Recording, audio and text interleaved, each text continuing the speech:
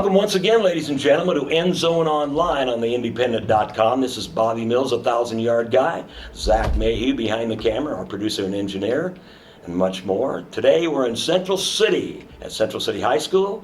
It's my pleasure to have head coach Troy Huebert with us. Welcome, Coach. Yeah, appreciate it. You betcha. First and foremost, I want to congratulate you on your season so far. It's been a great ride, kind of an extension from last year as far as I'm concerned. So we'll touch on that a little bit at the end of the interview. And you just have to give kudos right away to the season you're enjoying. So I assumed for many years, you know, your father, Randy, of course, one of the most respected men in the state as far as football and many other things go. People had always had the notion that, oh, he coached at Aurora for 100 years, so that's where you were born. But that's not the case, is it? Yeah, no. You were born up in South Dakota? Yeah, I was born up in Yankton, South Dakota, and you know, his first coaching job was up in Coleridge. So, yeah, right across the border there, and yeah, we've been a few places. So, I moved to Iowa when I was young. Lived in Iowa for a couple of years, and then he took a job in Great Bend, Kansas. So, moved down to Kansas, and then back up to Nebraska to Norfolk, and then to Aurora. So, yeah, I moved around a little bit. That's kind of normal in some cases for a young coach. But was your dad an Aurora native then, or not? No, he grew up in Henderson, so just oh right well, there, yeah, right well, down yeah. the road, Gosh, yeah, so. that name doesn't indicate that, does it? Yeah. I'm surprised that he must have really wanted to coach because, you know, jumping all the time, and you know, by the good grace of the football guy upstairs, he ended up, you know, very close to his hometown. But Yeah. Coleridge has some great teams up there. You Yeah. know, that, you know, and I do know that. I don't know anything about Melbourne, Iowa, or Great Bend, Kansas, but so. What was it like growing up in the household where the father was the head coach? Just it was a lot of fun, you know, for me. I you know, was at practices all the time when I was a young kid, and always on the sidelines at all the games since, you know, as long as I can remember, kindergarten probably. So yeah, just I enjoyed it, and I enjoyed being around the game, and you know, fell in love with it and developed a passion for it at an early age. Where was that? Where would you say that took place? Was it back here, or was it in one of those stops before?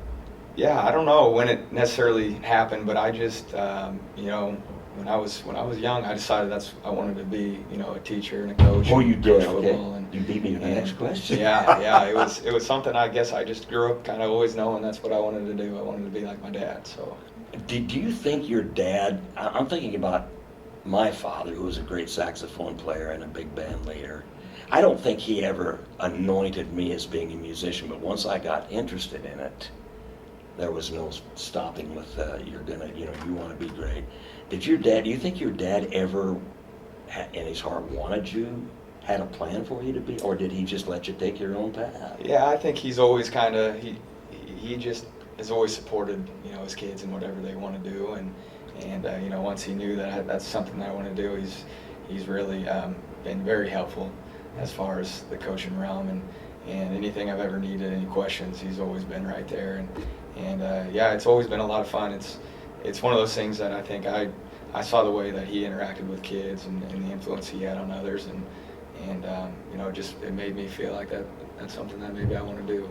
What a great path. And at home, sometimes it helps when mom jumps on board. Is that the case at your house, or when you were a kid, was your mother part of the conversation all the time in football?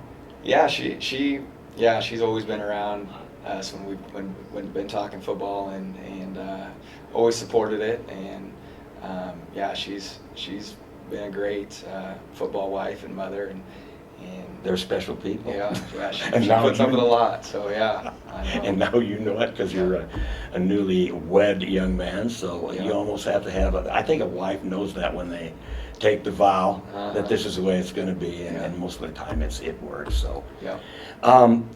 You ended up playing in high school in Aurora for your dad, and were you a ball boy before that, or have any part of the sidelines like Chuck? You know, I see Chuck's kids down at Creed, and they're all, you know, they're doing this and doing that, so that.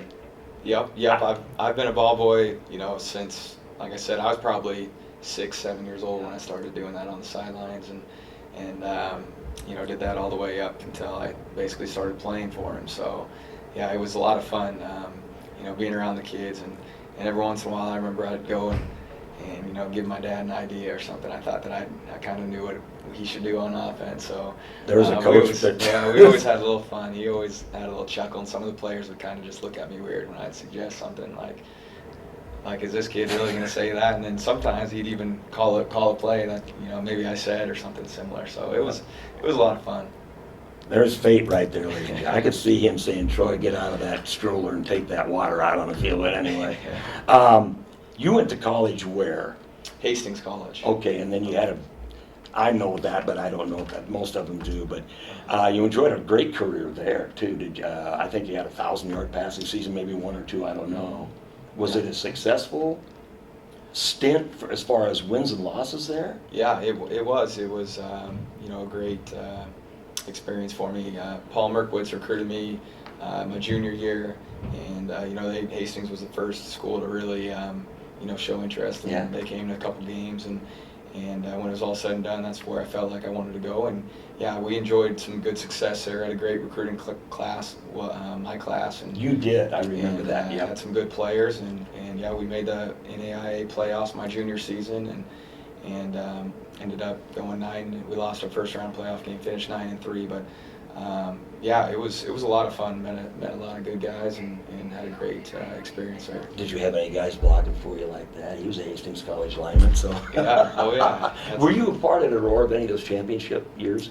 The first championship year would have been 2 years after I graduated, so those guys would have been sophomores my senior year. So, yeah.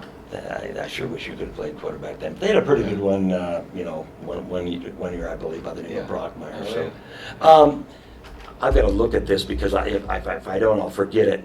How did this gig come up? Did you go up to South Dakota State, and help one year maybe, and be one of those unpaid grad assistants? Oh yeah. Pay the dues. Yeah, yeah. How was that? It was great. It was a great experience. I graduated when I got done at Hastings. I went out to California actually for 3 months and worked with a quarterback guru out there at George Whitfield, and I got in contact with him. Yeah. How? Through my cousin, actually. It's kind of funny. My cousin lives out in San Diego and is good friends with him, and I got to talking to him when I went down to the Holiday Bowl and the Huskers were playing. And, wow. And yeah, that's kind of how I got connected through that. So I got to work down there with him and Andrew Luck when he was going through his you know, pro day and stuff. So that was a great experience. And I came back to Nebraska, and you know, I'd always kind of thought about the college idea, and my dad had always kind of, you know, put that in my mind as maybe something to try out. And so Jay Bubach up there at South Dakota State, my dad had a pretty good connection with him, and I interviewed up there and got the job. And yeah, it was a great experience. I really liked it, and you know, after being up there for a year, I just, you know, decided I think my heart's back in high school. I like that age of kids, and I think, you know, I want to be a head coach right now. I didn't really want to go through the whole process at the college level. You know, it's a lot to time, and it's great, but it just wasn't something I wanted to do. I'm glad you made that decision. That's a tough road, you know, to work your way through. Now, right after that, you came. Did you get this gig here? Yes. Yep. Okay. The job came open in Central City, and I came back for a weekend and interviewed here, and then that's how I got the job and decided, yeah, that's what I wanted to do. And it was nice being back close to home and, you know, right down the road. So. And a first step going into Class C1 is not an easy thing to do. Of course, I'm sure I didn't know if you wanted to coach 8-man football. You probably wanted to stay with 11-man, but that's a tough gig to start out with. What was your record your first year? First year we were 2-6. So and since then it's been onward and upward. I think combined, are you 14-11 now in just this short of a time, something like that? And from the second year you were here, took the team to the playoffs. Had a kind of an unfortunate draw in that playing Ashland Greenwood, but now it's a different story here. So other than your dad, was there any big influences? Well, obviously this man in San Diego had to be. He's the quarterback guru all time in my head, you know. Any other influences that you can, I mean, that's all you would have needed was Randy Huebert, I can tell you that, but. Yeah, no, I've had a lot of good guys help me out along the way, you know. Hastings College. Hastings College was great there. Paul Merkowitz, you know, he was a good coach and a good mentor towards me. So Yeah, and then obviously up South Dakota State, Jay Bubak, I really liked him. He is a good man. He's a really good guy, and yeah, so I've had some other positive influences, but yeah, pretty much my dad was what got my mind set on doing this thing, and It's all you would have needed. Yeah. What about this quarterback academy you guys said? Did your dad and you both start that, or was it just you? Yeah, just actually, yeah, I started that, when I got back from San Diego, and that was something, similar to that George was doing out there, and yeah, I brought that back, and decided that was something I wanted to do, be able to work with, athletes, not just necessarily Aurora kids or, other kids around the state who wanted to continue to get better at that position, because it does take a lot of time and work, and it's a process. More and more teams are going to spread offenses, and more teams are throwing, and yeah, it takes a lot of work. So yeah, I've had a lot of fun. I've worked with a lot of good kids. Christian Ellsworth at Northwest, worked with him since he was an 8th grader. So yeah, it's been a lot of fun. Now, are you still doing that, or has time constraints prevented that from happening maybe this next summer? Yeah, no, I do it in the summers, and then a little bit in the spring with a few guys if they want some extra work. So, but then yeah, once football begins. Yeah. Do you get the young guys coming in? The pre-middle school? Yeah, even? yeah. I started off with going just 7th grade through 12th grade, and then the last couple of years I've added some 5th and 6th graders, so some younger guys in there. But yeah, I'm working with a lot of different ages there, so it's a lot of fun working with the young guys, the little kids. They got a strong passion for the game and learning. Boy, it's a great time to get stuff in their head. Yeah.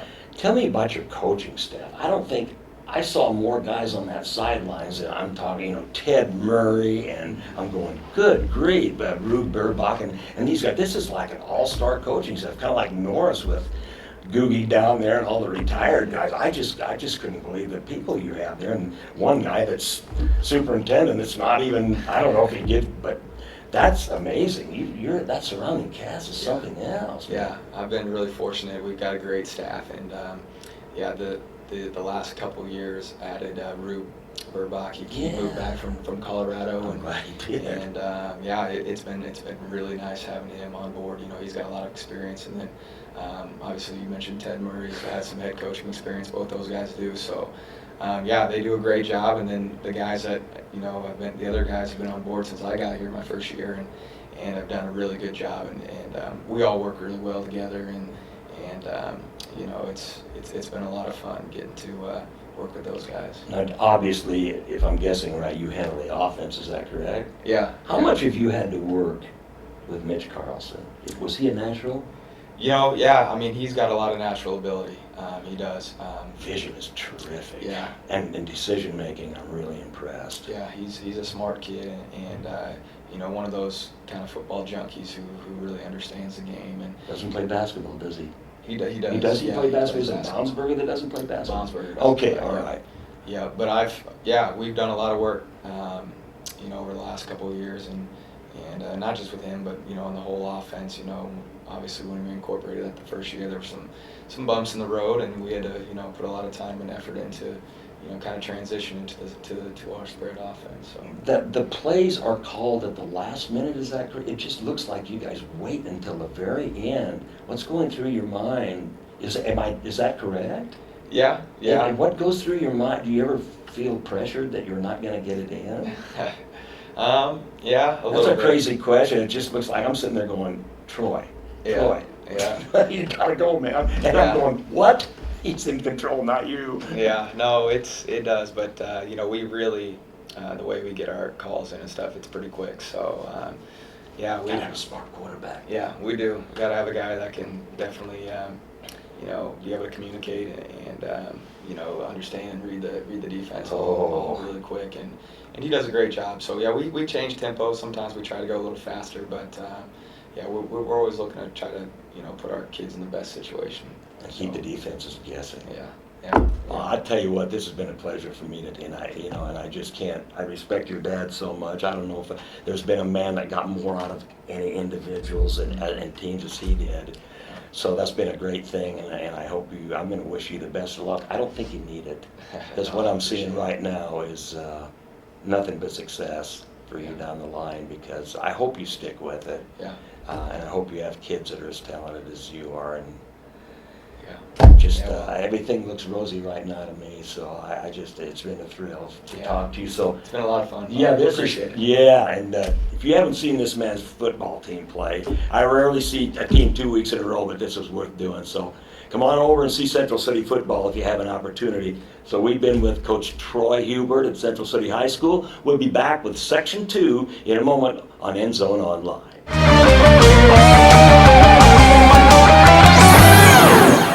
Ladies and gentlemen, Bobby Mills, the 1,000-yard guy. We're back with segment 2 of End Zone Online on theindependent.com.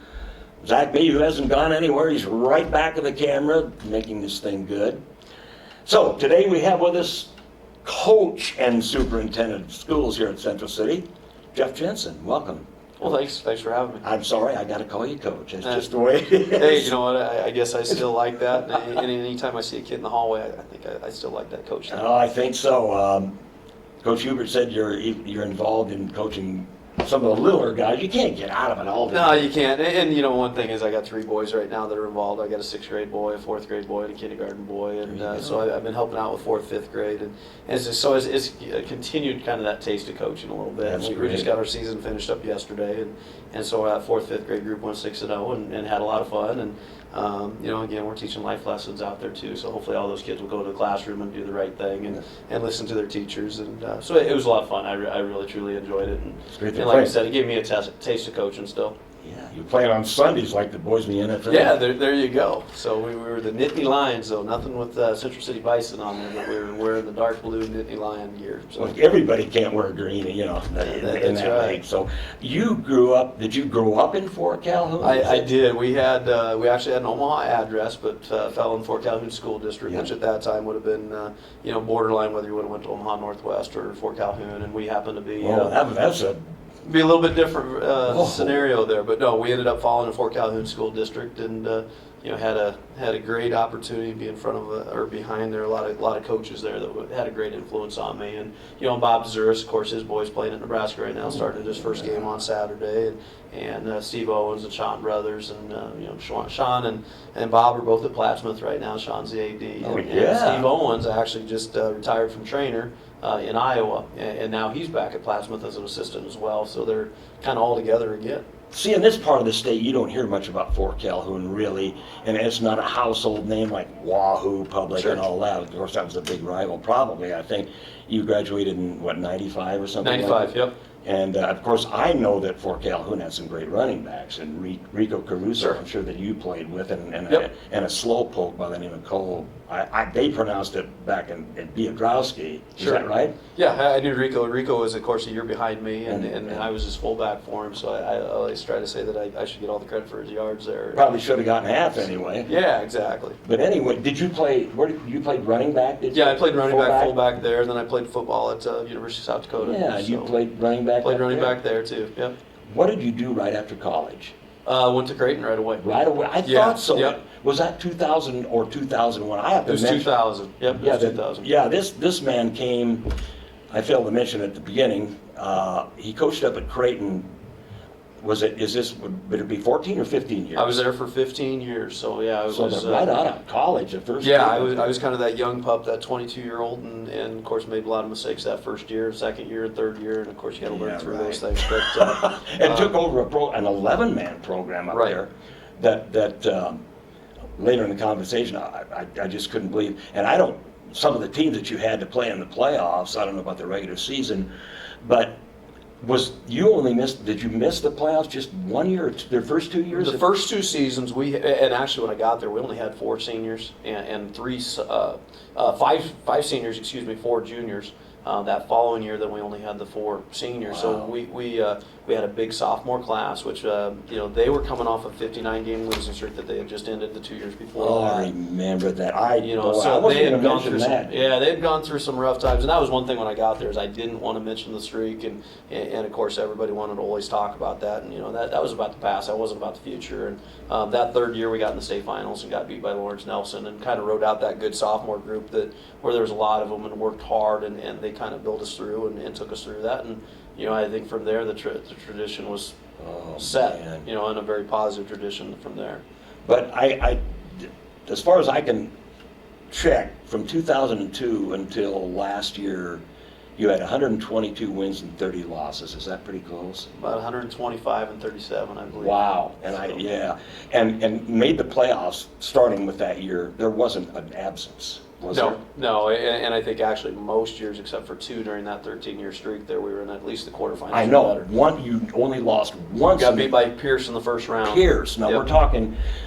Last year, when you were there, is that correct? It was 8-man football, and you played 11-man football. And I'm going to pull this off because I couldn't believe this. There was one year where you guys played and beat Boone Central and Pierce, and then of course lost to slouchy Norfolk Catholic and Jeff up there in the was it quarterfinals? It was in the quarterfinals. Yep. That's incredible. Yeah, you know, that was just an absolutely incredible year because the year before was our first year in C1. When I got there, of course, we were C2. We ended up being C1 by what was 1 kid. Oh. And so we opened the season by beating Plainview in overtime, which they went on, of course, won the C2 state championship that year. Yes. And so anyway, that first year we had a few hiccups there in C1, but we made the playoffs. We got beat by Pierce to end our season in the first round. Second year we came back really with a great nucleus of kids. Opened again with Plainview, beat them. They went on to win the state championship. I think that was another overtime game. And then, you know, you look at the end of the season, we played Pierce, we played O'Neill, we played Wayne, we played then into the playoffs. We had, of course, Boone Central and Pierce again, and then finished with Norfolk Catholic. That was the year where they had potted everything. So I think we were tied with points with Norfolk Catholic. So unfortunately, we had to play each other in the quarterfinals. We had just a great ball game. I think we had 3,500 people there at the Norfolk Catholic game. And Yeah, that's back when it's just crazy. It was just a wonderful atmosphere, great experience for our kids, and you know, we stayed undefeated during the regular season on a Hail Mary pass against Crofton. Which, of course, I had a bunch of texts coming in from former players when Nebraska, of course, got beat by BYU this year. In terms of how much that resembled that game. Yeah.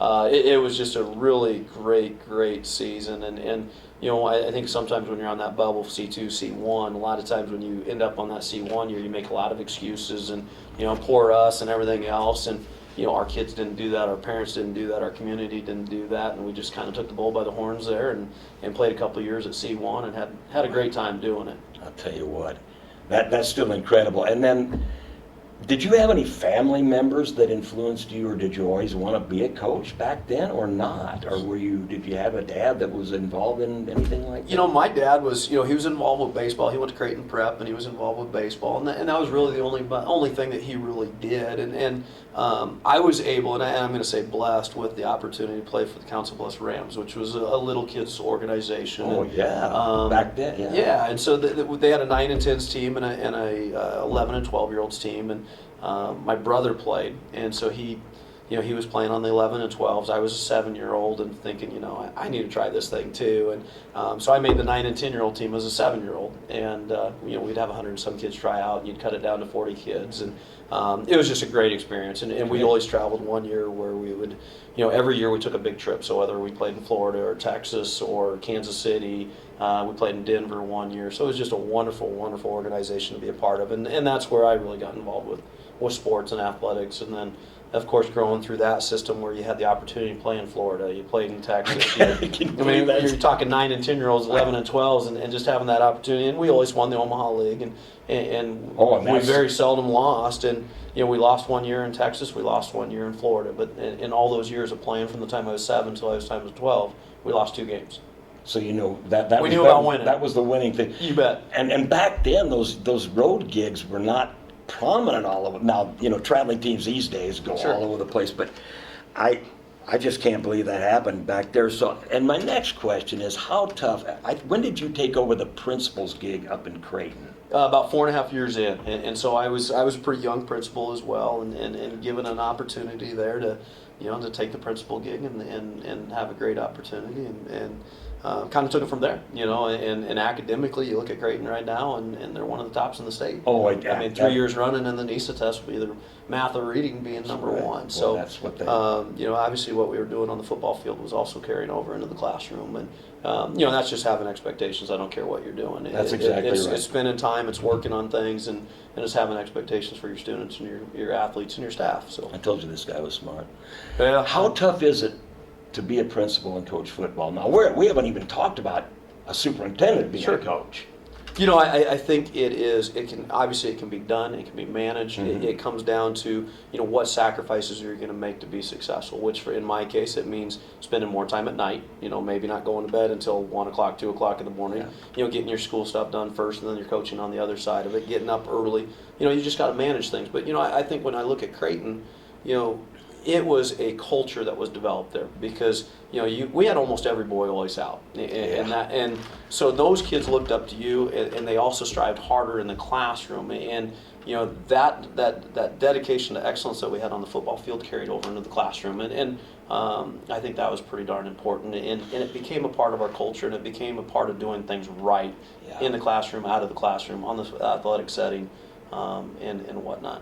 Well, I hope that continues up there, and I'm sure Central City is going to benefit by this, by your philosophies. How tough was it to be a superintendent and a head coach? I probably shouldn't say this out loud, but in a lot of ways it was a little bit easier. I had a little bit more time to do things. I can see that. that. You can delegate more, and so you developed a little bit more time. And I can see that. I didn't even. Yeah, I like I said, I probably shouldn't say that out loud. No, but I understand. Once I moved into the superintendent coaching role, I had a little bit more time to also do the coaching thing. And one thing that I said is, when I got into education, was be able to have an influence on kids, be a positive influence on kids. And I was always nervous, scared that when I moved into the administrative role that I'd have to give that up. And I didn't want to do that because I do like to make connections. And, there's still kids from Creighton right now that are giving me a call about certain things that maybe they can't talk to about other people with. And that is my reason for being in education, was to be around kids and positively influence kids. So, that scared me to death to be into that non-coaching role. I think that's the greatest thing in the world, because I talk to superintendents whom I don't think have ever coached, and some in my past have not been as approachable as a guy that's been through what you have been. Sure. And it's no knock on any of it, but I am so impressed by what you just said about kids still being able to connect. I mean, you're up here in that superintendent's thing, or principals for that matter. So that's when you know you're doing a terrific job and giving them everything that you believe in, but still want to make that connection. I don't think you can do it as superintendent and still be a football, and still do what you wanted to do. Sure. You about had to stick with the coaching thing, and Right. it's happening here probably. Yeah, you hear this phrase. I say this phrase a lot, and that's kids deserve the world. It's our responsibility to make sure that we find that world That's for right. them.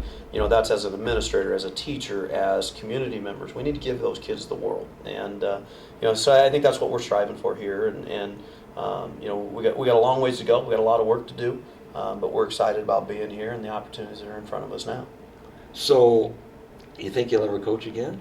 You know what? I'm coaching now. I'm looking at those. As long as you keep, well, you're building a program, I got that, coach. I got that little shred right now. So I mean, I tell you what, the biggest thing that I want to do on Sunday after our last game was thank those guys for letting me be a part of it. There you go. That 4th and 5th grade thing was a blast, and it was enjoyable, and it gave me that little taste. And I knew coming here, giving up the head coaching role or being involved with high school sports, that was going to be a tough thing to do. But at the same time, I knew it was the best thing for my kids, because we needed to get into classes of 60, 70 kids, and leaving those classes of 10, 11 kids, and giving my own kids opportunity. So on some ways we made a sacrifice as a family in terms of maybe my coaching aspirations, but at the same time I know my kids are in a much better spot today than they were. That's great.